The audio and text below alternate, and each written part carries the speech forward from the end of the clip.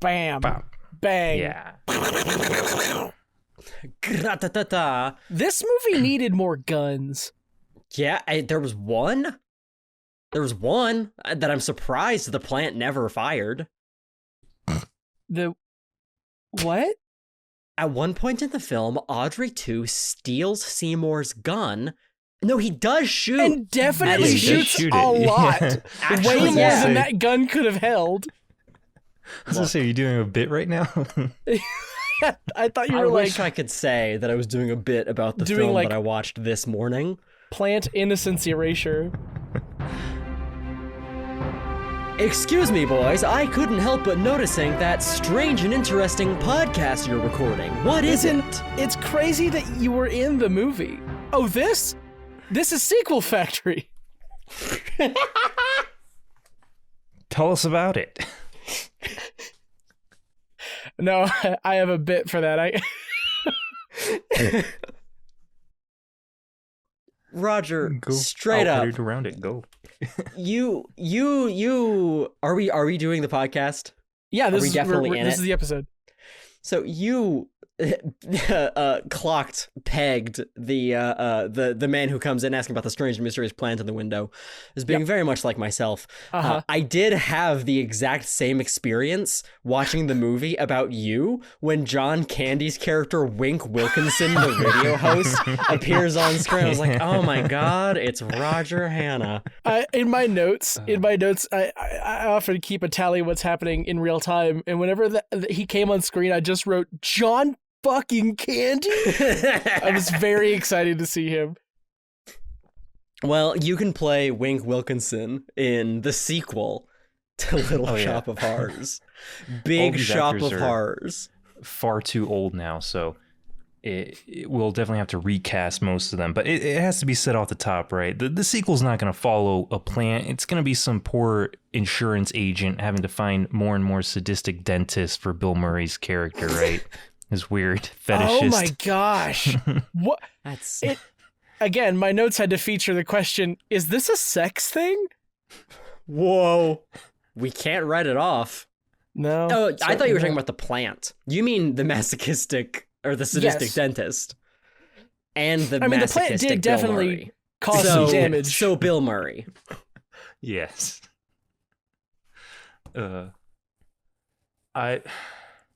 This movie, it just played as like a straight musical to me, right? It I is a thought musical. I thought Steve Martin's character was fine. I liked how Audrey always had to refer to him by his full title with the DDS at the end. Mhm. And then Bill Murray popped up, and I was like, "What the hell is this movie?" I guess I completely blanked my whole life that Frank Oz had a directing career. He had a few movies, yeah. Yeah, he did this, Dark Crystal, one of the Muppet movies. I think Jim a Henson few things. was Dark Crystal. I right? don't think he directed Dark Crystal. Let me just double I mean, check. Henson worked on Dark Crystal. Though. He didn't direct it. At least it was mainly Henson, but maybe he didn't direct it. Just double check. You guys vamp. the Actually, intro, I'm Roger. gonna go ahead and do the intro to the show. Yeah. Welcome to the podcast where we watch a movie and dare to Oh. ask the question, what happens next? We Hell are yeah. unpaid interns in the basement of Hollywood, forced to turn out sequels that nobody asked for. So go and grab some popcorn and your hard hat to join us on the ground floor of Sequel Factory. I'm Roger. I'm Jet. And I'm X, and Frank Oz definitely directed Dark Crystal. Wonderful. I'm glad we know Bravo. now. Bravissima. I sounded Beautiful, like Roger. an idiot today, like, oh, maybe I could make a musical out of our intro and that'll be on theme. You went for it. That's great. I should let you guys know that I've been thinking about your feedback from last episode, at the end of the last episode. Okay. And this episode, I have a 20-second timer that I will be playing every time I speak. And if I ever hit the end of the time... That was it. Cool. Now we know how it works. All right. Yeah, we have Sweet. it on experience. When does that reset, by the way? Every time I speak. Copy that. The start of every sentence. Wait, so are you hovering your finger over a button, or is it like voice recognition? How does this work?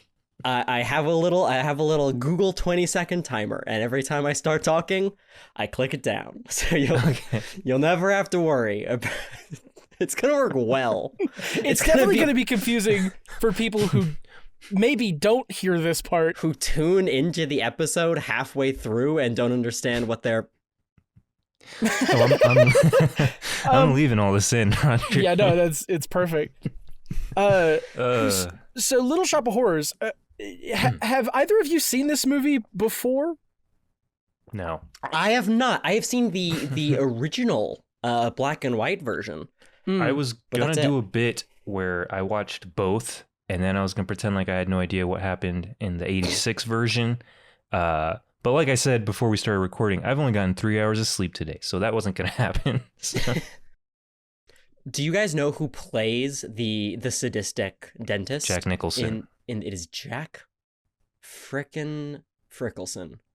Yeah. I was looking through the IMDb and I was like, oh, that's a picture of Jack Nicholson.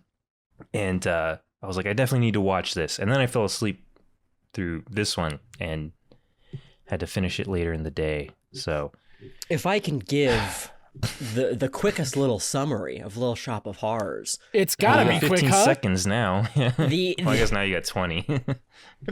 The very basics. Lightning strikes down from outer space during a full solar eclipse, conjuring a mysterious plant in front of shop worker Seymour, who begins feeding the plant blood, and it saves the shop as it grows bigger and bigger and bigger, and then starts eating people, and then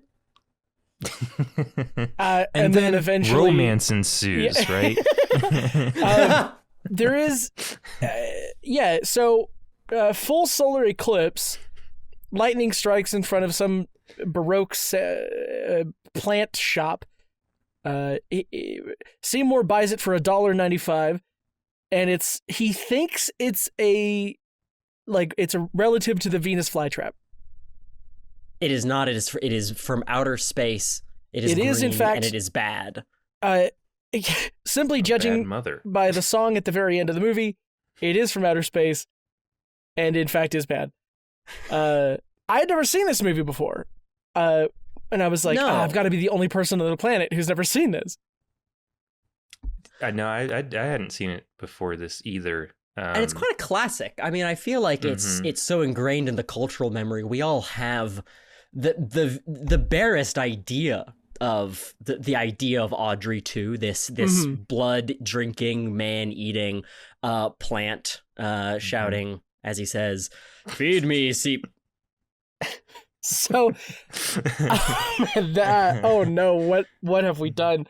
There is. What have you done, Roger? Hey, yeah, I'm no one if not someone who listens to feedback. This is fully on me. Positive adjustments. So, the crux of the movie, the inciting moment, isn't that he buys the plant. It's the fact that the plant is dying, right? It brought attention to the shop, and. But it's falling apart. It's wilting, and the shop owner tells little Seymour, Krellborn, was that his name? Yeah.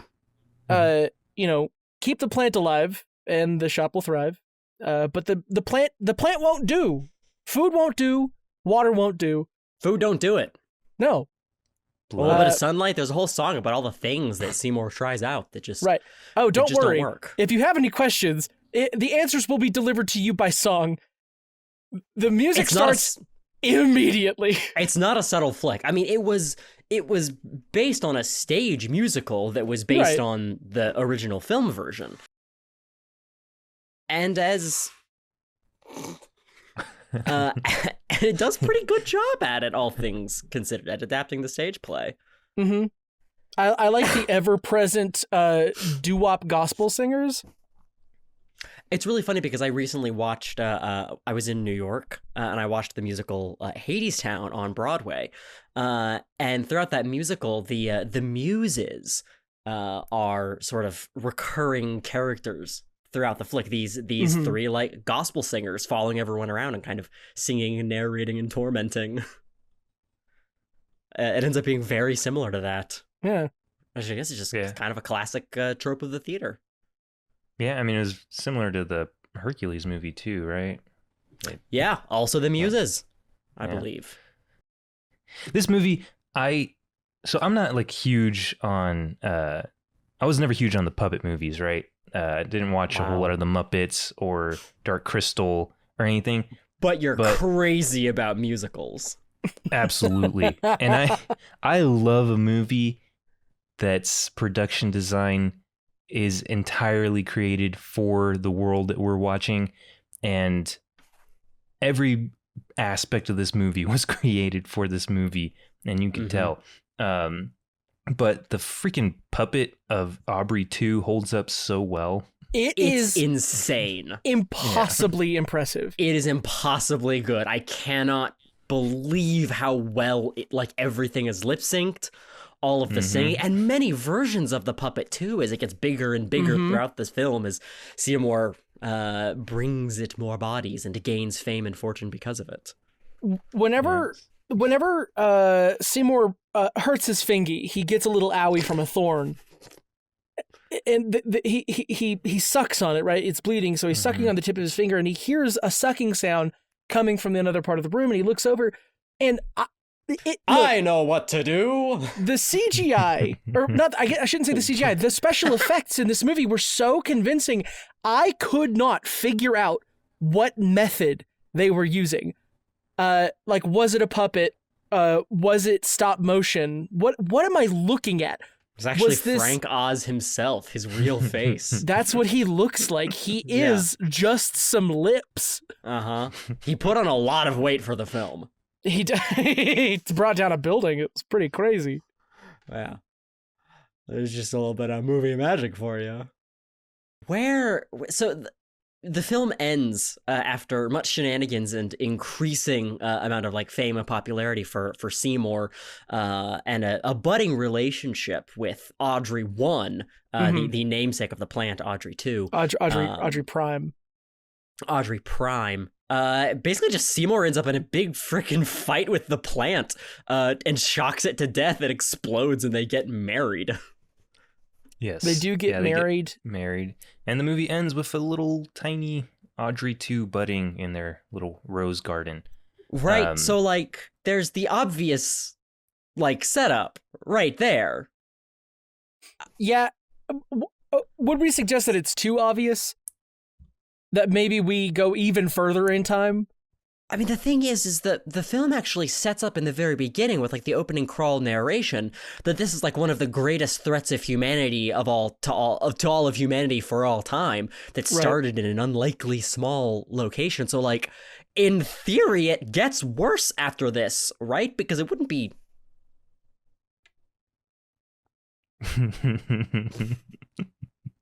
Okay, hear me out. We open on the White House. We hear a boisterous voice giving a speech, and we cut into the press room, whatever the hell it's called. Yeah. I've had a lot of sleep, so my vocabulary is going to be thin today. The White House press room. Yes, the White House press room, and it's Audrey 2 in a suit. They are now the president of the United States. Yo! I hate to say it, Audrey 2 is dead. We did witness that. It would have to be Audrey 3. Audrey 3 is... Would it be Audrey 3, or would it be an even further down the line progeny? Is this Audrey 47? Well, the question is, how big are they? Because that's going to dictate how young the plant is. True. Well, Audrey 2 grew pretty fast in the span of a few days, I think. That's true, but we can't make it too far in time, otherwise they're going to run out of humans to eat. That's true. Unless they start farming us like cattle. Yeah, I was going to make the baby farm joke, but that's a route to take it, I guess. Okay, yeah, let's establish the time period. Are we, it was, 86 when this movie came out? Yeah. Are we in the mid-90s? Are we in the mid-2000s? Are we now? Is this going to be an allegory for our current situation in politics? I would never come up with a story like that. I was like, wow, that's very Jet of you. Well, I'm not taking up as much space, so someone's got to do it. I'm glad you're here. I'm glad you're here for me, X. I'll be here as much as I can. I love this dynamic that Jet can't speak for more than 20 seconds. X can't speak at all. The lack of sleep. And what's your excuse, Roger? I'm an idiot, I guess. You're just gonna need to finish my sentences, Roger. Like, as soon as I get to the end of one of these timers, you're gonna have to pick it right up from wherever I leave off. Especially if we're like in the middle of a concept. Yeah, it's funny though, because we can always tell where you're going with these, Jet. It's just you're good at setting up. Rip. Yeah. Wow, it's like I don't even need to be here. I just say 7 words and you just imagine the rest. I'm so predictable. What if that was a podcast? I appear for 7 words at the beginning of the episode, and the rest is up to you to fill in the blank. That'd be some pretty Roger. impactful words. Huh? You're gonna have to get good at impersonating Jet's voice. I'm so bad at impressions. Well, next time I get cut off by the timer, you're gonna have to. Well, the next time I get cut off by the timer... What the shit? Shut up! Go to hell, man. Okay. I don't like that bit. So we're in the... So we have an Audrey in the White House, yeah. In the White House, right. And, okay, fuck it, we're gonna go with current events. Immigrants. Immigrants and workers are being fed to Audrey, President Audrey. The undesirables of society. Mm-hmm. Yes. Anyone making less than 54K a year is getting eaten, right? Wow. Whatever's less than median. Although I look at those median charts and I'm like, there's no way. There's no way the median income is like $80,000. What is that? I don't think so. So yeah, so this, they're in the press room, right? Audrey's giving a speech, and you realize that there's no one actually listening to the speech. It's just being broadcast live, because anytime Audrey's in the presence of other people, he eats them, right? And then we slowly start to learn that the cabinet is not full of humans, but other little Audrey plants, right? And the Audrites. yes. And, Audrites is great. I love Audrites. And the only human allowed within this cabinet is Bill Murray's weird teeth pervert. Yeah, his character has a name. I think it's like Anthony Denton or something like that. Of course it is. I had to. What do the Audrites want with weird masochist teeth pervert Bill Murray?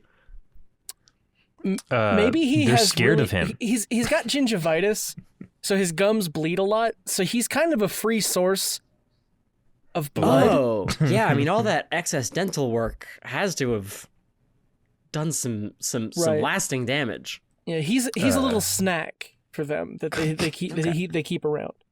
Yeah, he can easily just pull out his teeth and he just drips the blood right off of his tooth. I gotta say, we are starting out with the most disgusting possible scene right at the start, full Cronenberg. Hey, I will say, every single time he pricked his finger and fed it to Audrey 2 in the movie, I cringed a little. It was a really good effect.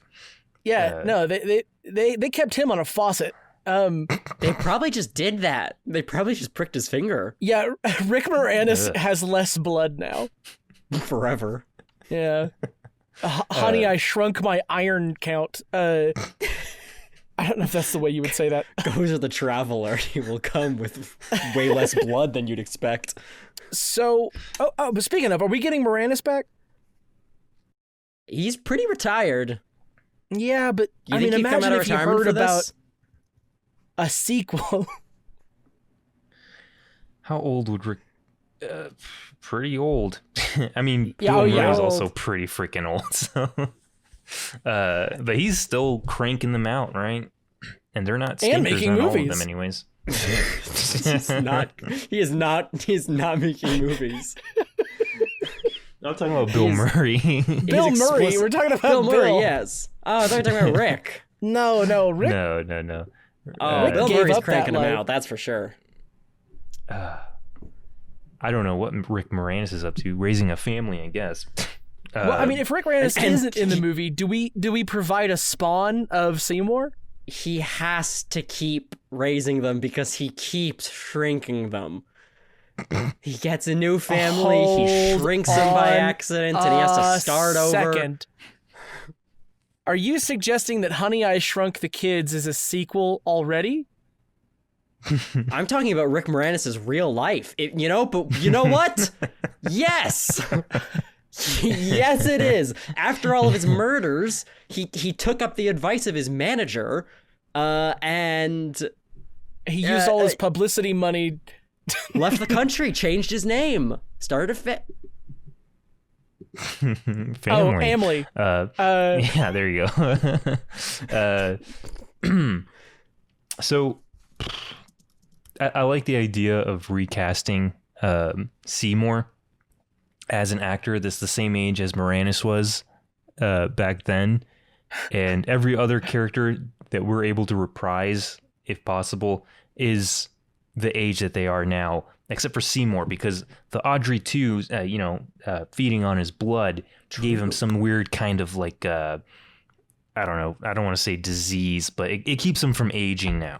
right. Okay. And whatever kids he had he's spawned with He's Audrey always being Prime. fed by his own blood. Ooh, that's the thing. What if The hybrids. Yes. Yeah. So the President Audrey isn't a spawn of Audrey 2, it's a spawn of Seymour and Audrey Okay. with the mixed in Prime. plant DNA. Yeah. Oh, crap. That's pretty good. And people at fully green, no one noticed, elected him anyway. Oh yeah, all those bigots really went for the green skin, huh? He had interesting policies. I figured it was just a really bad tan. The drinking of blood is pretty interesting. Feed me. It was his speech every single time. And he would just get on stage and say, "Feed me." And then he'd sing the song, Big Green Mother or whatever. Yeah. It is the song from the end, right? And I'm bad. All of his constituents are like, well, he means bad as in like cool. Hard on immigration and crime. Hey, fun fact, that song... From space. Fun fact, that song was the first Oscar-nominated song to have profanity in it. Oh.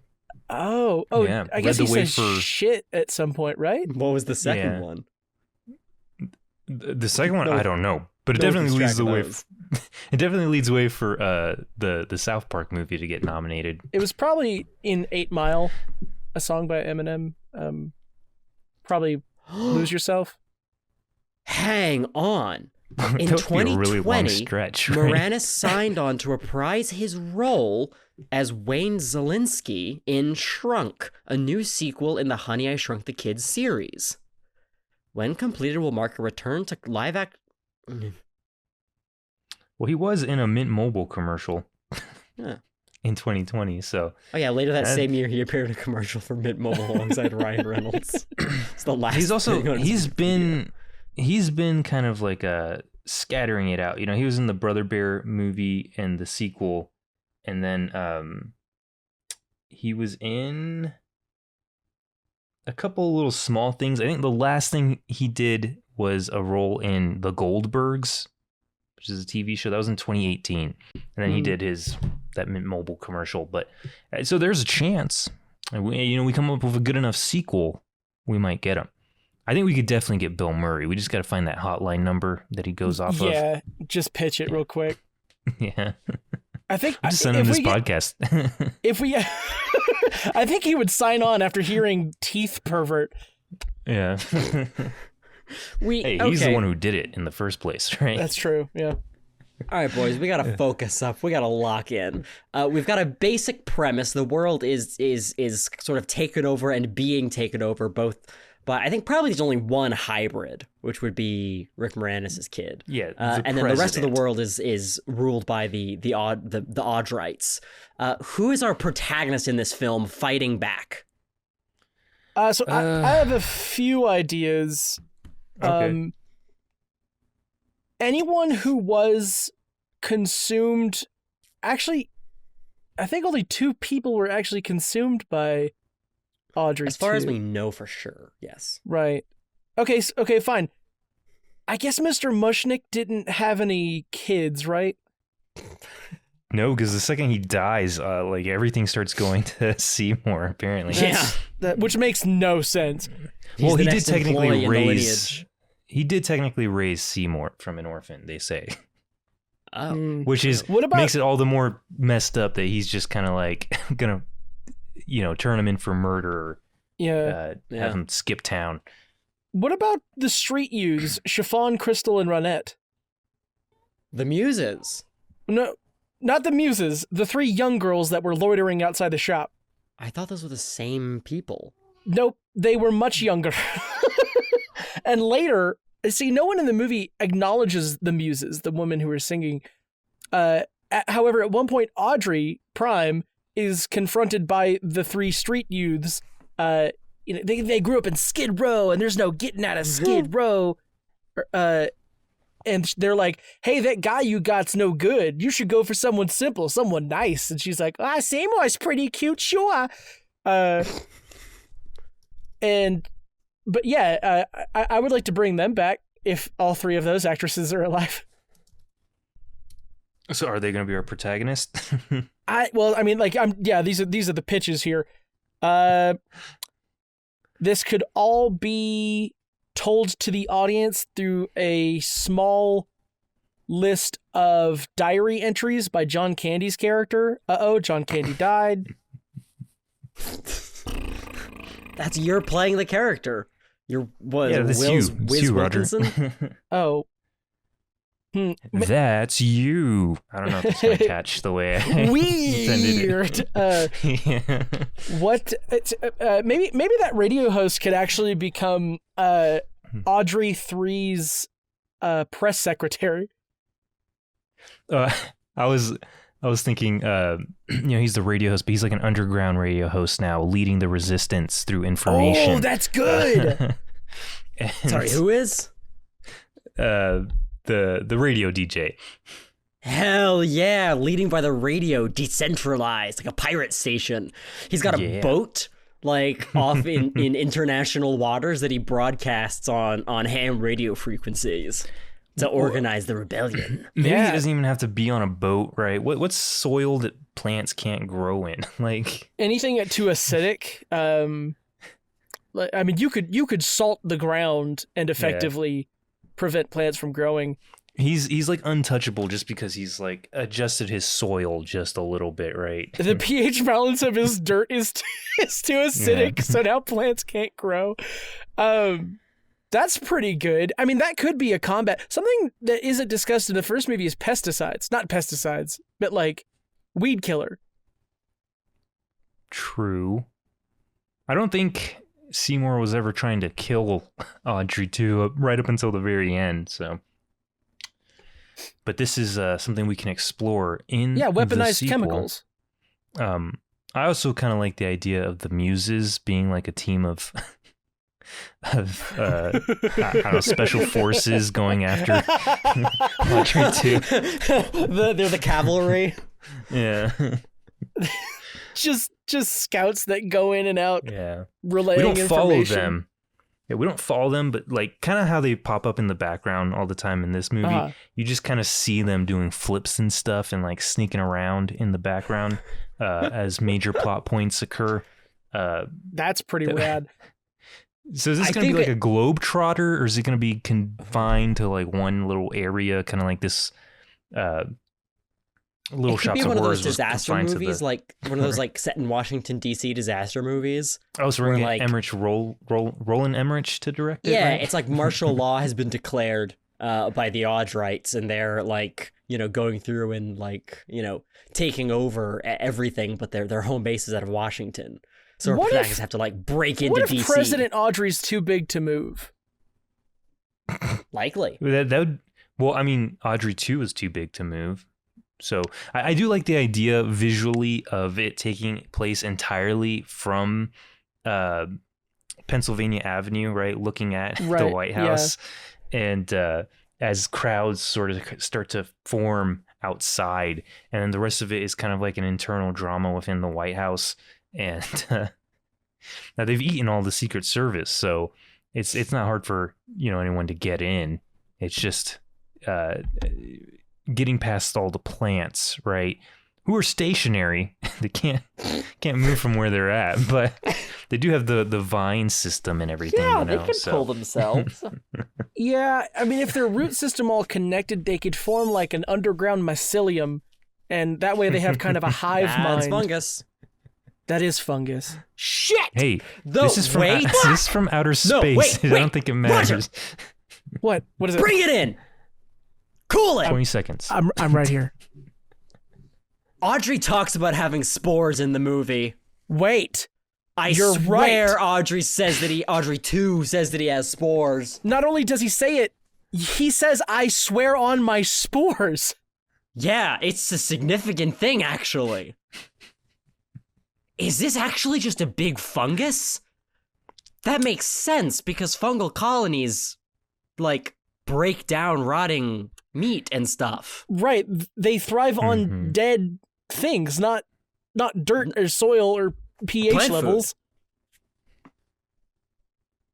I think it's a Audrey- space fungus. To a fungus? Sorry, I am Googling this to see if anyone else has this theory.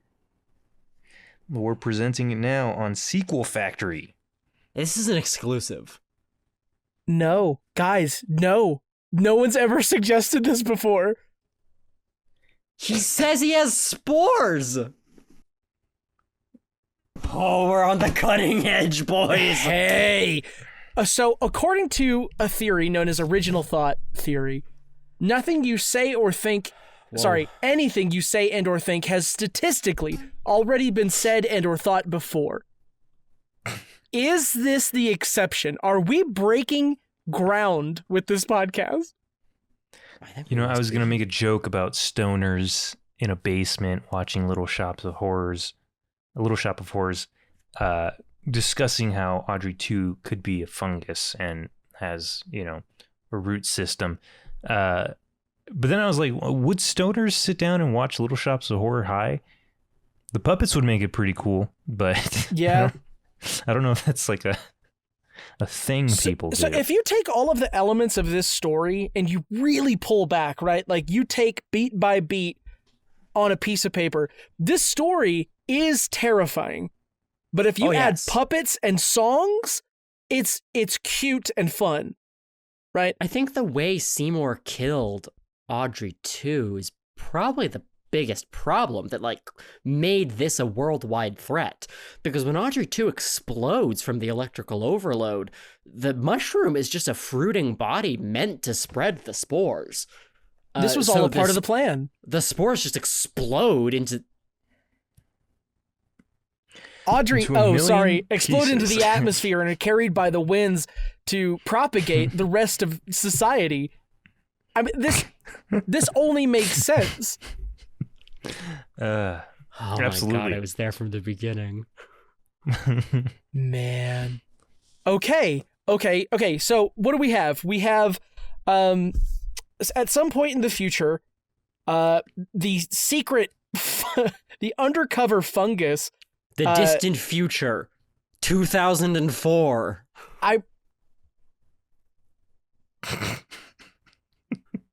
Okay. I guess my first question is, in a world run by fungus, are we keeping the democratic presidential system? Yeah, I mean, it works. I mean, look pretty how well it's for us. working. Yeah. It's kind of proven itself. Oh, That's the whole no. reason why they Don't. picked our planet, right? Yeah, we've got a great democratic system. If it ain't broke, don't fix it. I kept saying, I keep talking as if Little Shop of Horrors takes place in the 80s. It doesn't. It takes place in the 60s. Yeah. So, It was made in the 80s. yeah, it literally says it at an undisclosed time, and then immediately is like, President John F. Kennedy gave a speech about the eclipse. And I was like, oh, okay. Oh my god. Did they kill JFK? Was it the Odrites? Oh my god, that was part of their plan the whole time. They set it all into motion after JFK died and LBJ took over. That led the road to Reagan, which then led the road to where we are now and made it easier for a plant hybrid to get elected. Who's the plant hybrid? Who's playing this hybrid? Christopher Walken? Frank Oz. Baron. Frank Oz. He just looks like that. Sorry. I thought the hybrid would look more human. No. Oh, yeah. No, it looks like Frank Oz. I don't even know what Frank Oz looks like right now. You know Have you what's seen so Yoda? funny? No, wait. Have you seen Yoda? Yeah, go ahead. Yes. Looks like that. Mm-hmm. Okay. But I'm not lying. Yoda was literally modeled after Frank Oz's face. I'm not suggesting you're lying. X, you saw Knives Out, right? Yeah. You know the lawyer in Knives Out? Oh, right. That's Frank Oz. That's Frank Oz. I can't picture the lawyer in my head right now. But Gotcha. I know what Frank Oz looks like. I'm saying right now, as we're recording this podcast, what does Frank Oz look like? And I think Yoda is a good answer. Like the original Yoda from Empire Strikes Back. But full right? size and in a pot. Yes. Oh, so the hybrid is also restrained to a pot. Could be. On one foot. He's got two pots. Wherever he walks, you just hear terracotta kind of clacking around. Gong, gong, gong. He has Bill Murray's Arthur Denton just carrying him around. Like, not even carrying, just pushing him on a little dolly everywhere he goes. Right? Yeah, He's got and like a every now mouth and again, gag. Frank Oz whips him. Frank Oz whips Bill Murray. And then sucks on his gums. This is an awful Fillmore movie. Well, see, that's the thing. Okay. We are creating a very disturbing story. All we have to do is make sure there are 1, puppets, 2, songs. Songs. True. So Okay. it's a resistance, right? Who are our protagonists again? We've got the muses who are dancing and flipping and spinning. The muses, we have Arthur Denton, we have Audrey. Arthur Denton is not one of the protagonists. No. He is a crony. He's the guy true. who lets in. He opens the door and lets in the resistance. All right, he gives them the opportunity that they need. He is a deep state agent, a double crossing. He just can't help but misbehave. Yeah, he loves them gum suckers. Let's say that there's just like a handful of resistancies, right? Because look, someone's got to be making these terracotta pots.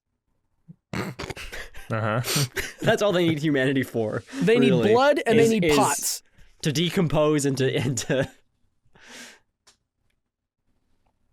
make clay pots.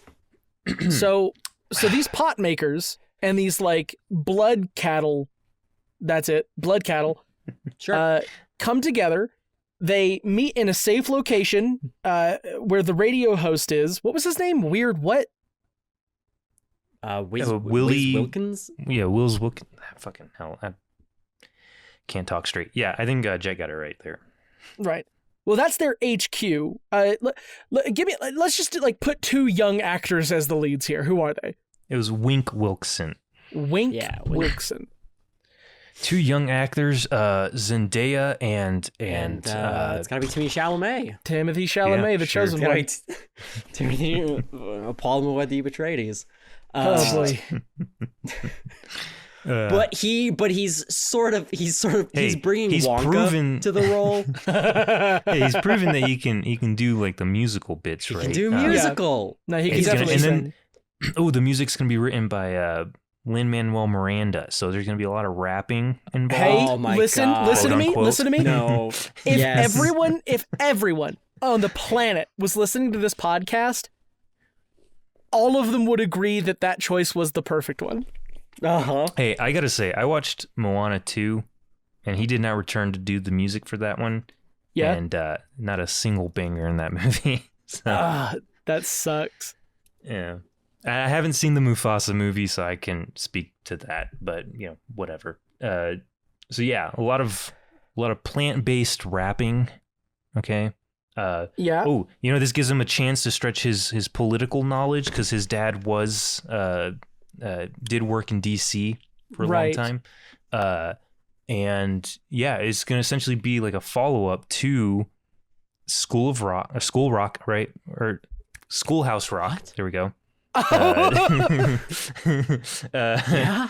The Schoolhouse Rock, right? And it's going to explain how our democracy is supposed to work using this fungi using government. the plants and the puppets. Yes. Who's Jack Black playing? Who's Jack Black playing? Probably the plant, honestly. He's going to okay, play No, Jack. the Secretary Jack of Black State. Jack Black plays all of the non-hybrid plants. Every single Oh, one. yeah. And does all of their songs. And all the it's puppet not a work. bad idea. Roger, can you give us a little taste of Jack Black? Yeah, as one second. One of the Audrites. Do you want some lyrics? Do you have lyrics for me? Yeah. Like, Are you gonna send them to me? Like, I can just find one. Yeah. Here's Mean Green Mother from Outer Space. I love that I began general. we began this podcast and I said I'm not good at impressions and this is where we're going with this. Yeah. I think you can get the vocal compression of the Jack Black growl though. If anyone can, you can. Just whatever's gonna make sure that all the teens in the audience are gonna be intolerable. Guys, I can't remember how the song goes. Hold on. Just sing in a Jack Black way. It doesn't have to be a melody or anything. Or, you can always sing Conjunction Junction. That's goddamn it, X. That's what I was going to do before Jet pulled out. Not Conjunction Junction. I was going to do the "I'm Just a Bill" song. Yeah. Okay. No worries. Give me the line. I got power, style, major moves. I got the stuff, and I think that proves you better move it out. Nature calls. You got the point. I'm gonna bust your balls. Where do you see Oh, this? there you go. Okay. Yeah, there you go. You just posted it in general. Oh, in general. Okay. Yeah. I got power, style, major moves. I got the stuff that I think that proves you better move it out. Nature calls. You got the point. I'm gonna bust your balls. That's it. Yeah. We can delete that if we want. No, you that's forgot to scat that's in there. new though. cold open. Start the podcast over. No, not. Gonna blow I hate out that the I listeners' sang twice eardrums. during this episode.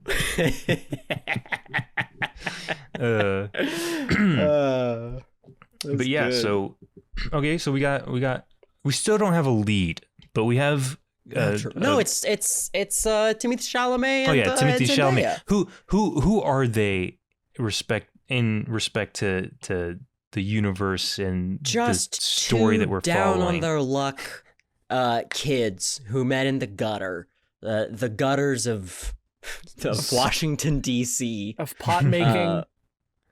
This, there's a Skid Row in every city, so they met in the Skid Row of Washington D.C. Skid Row.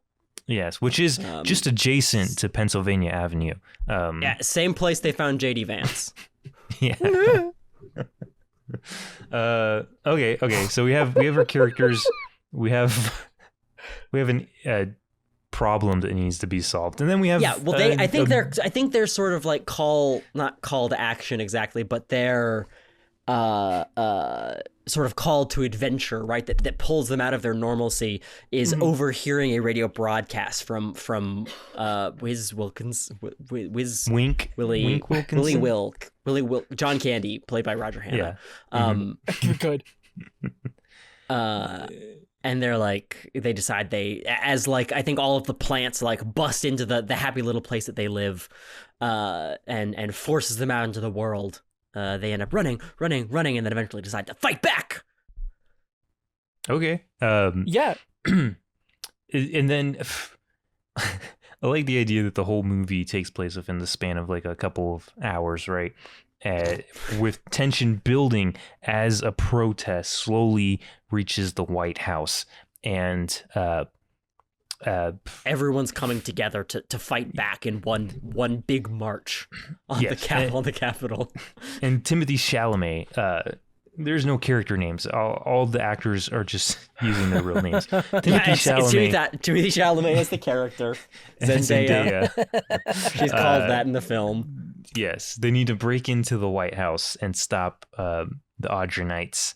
They're helped along by the Muses and the secret revolutionary Arthur Denton, who is upset that his teeth have all been pulled, so he can't get joy out of having his teeth messed with because these Audronites are just they're all just sucking his gums constantly, and it doesn't hurt anymore, and he's sad. Yeah, that's upsetting. So he lets in the revolutionaries. Let's come up with a climax because we're reaching the hour marker here. I think the significant thing is they have to have some. No one's done it because no one can figure out how to kill Audrey 3. The president. Yes.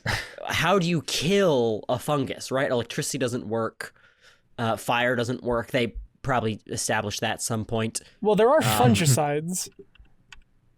I was about to say, are there? Maybe that's it. Maybe they're. I think everyone who's tried an assassination attempt on Audrey 3 has failed because they're trying to kill it like it's a plant. Oh my gosh! They discover.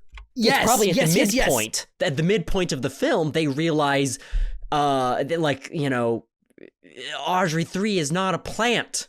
Audrey 3 is a big heckin' mushroom. It always. Oh, Audrey 3 is a big heckin' mushroom.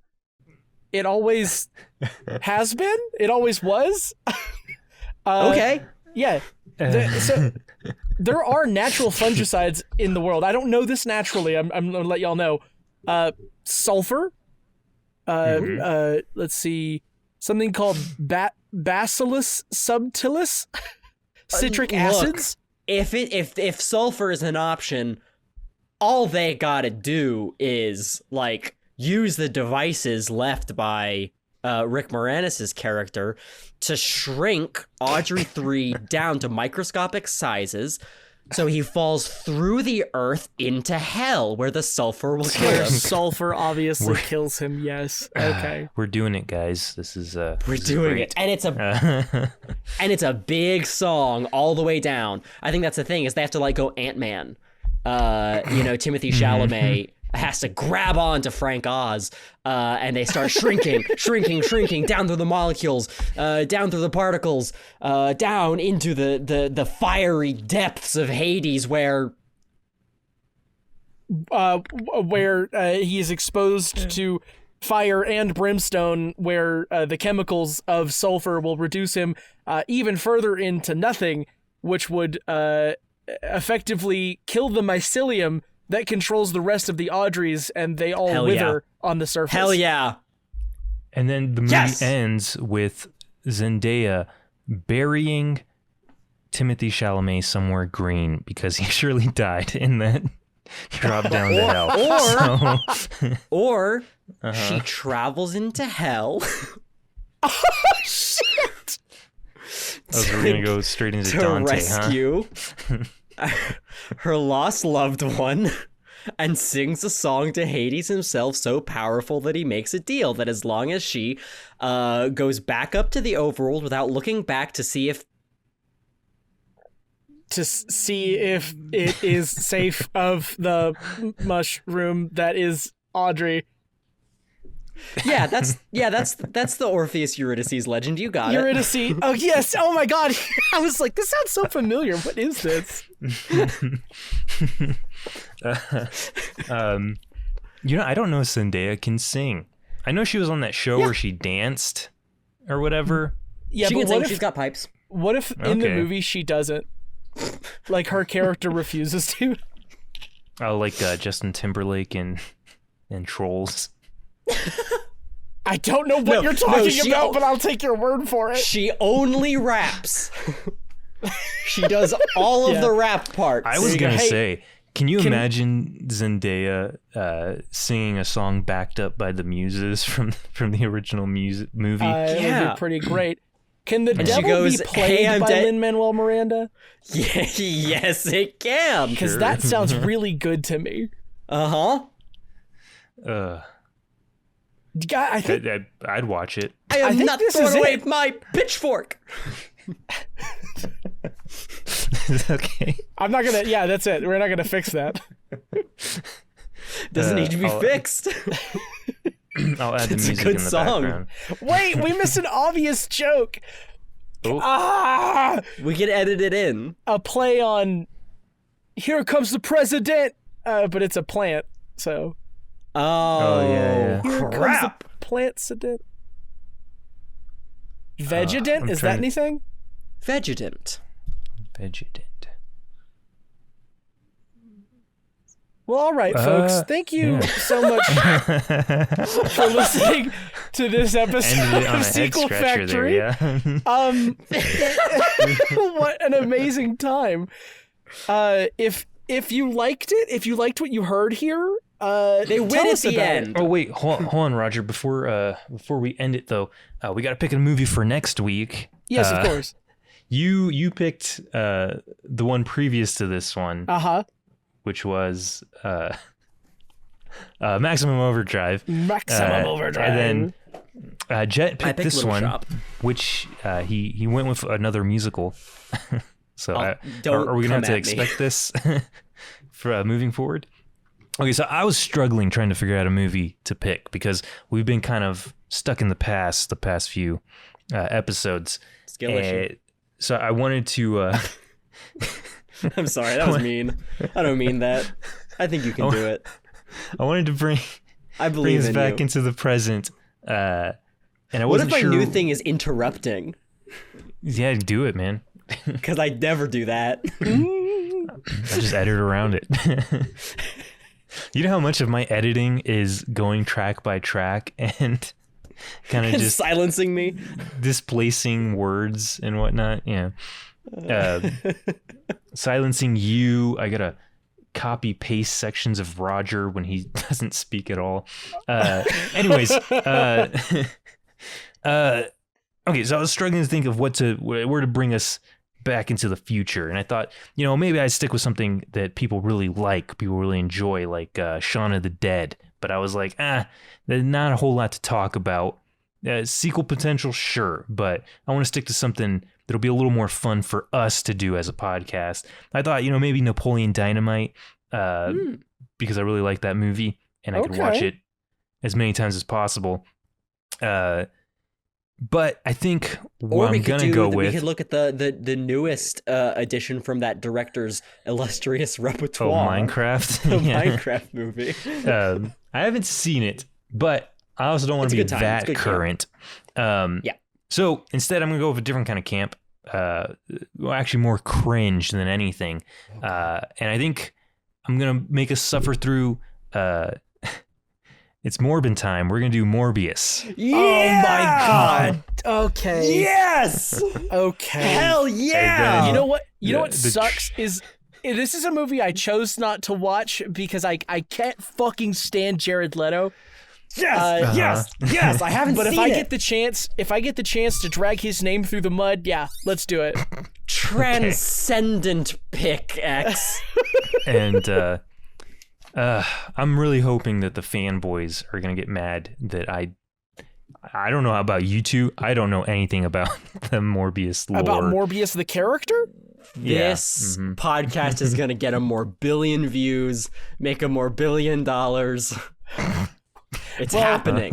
Hey, this is X chiming in after the fact to say that Morbius did not, in fact, happen.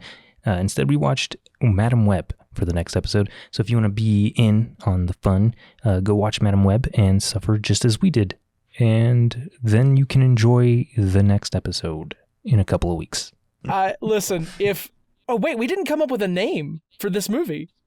Oh, true. Little No, White House of Horrors. White House of White Horrors House is of right on the Horrors. nose. Yeah, White House of Horrors is good. Nailed it. Okay. What were you going to say, Roger? Oh, I was going to say, well, if White House of Horrors grants us our freedom, then we don't have to do it, but I don't think that's going to be the case. We'll leave it up to Bill Murray to decide. Bill Murray, save us! Save us, Bill Murray. We need you! Papa! Get us out, Papa! We're, Okay. Thank you again for listening. If you have any suggestions for what you would have added to this, I don't know, tell us somehow. I'm not sure how any of this works anymore. Let's see. Do we want to plug anything? Sure. If you like this show, you can catch Roger and I on our other podcast, Paranormal Dudes, that comes out every week.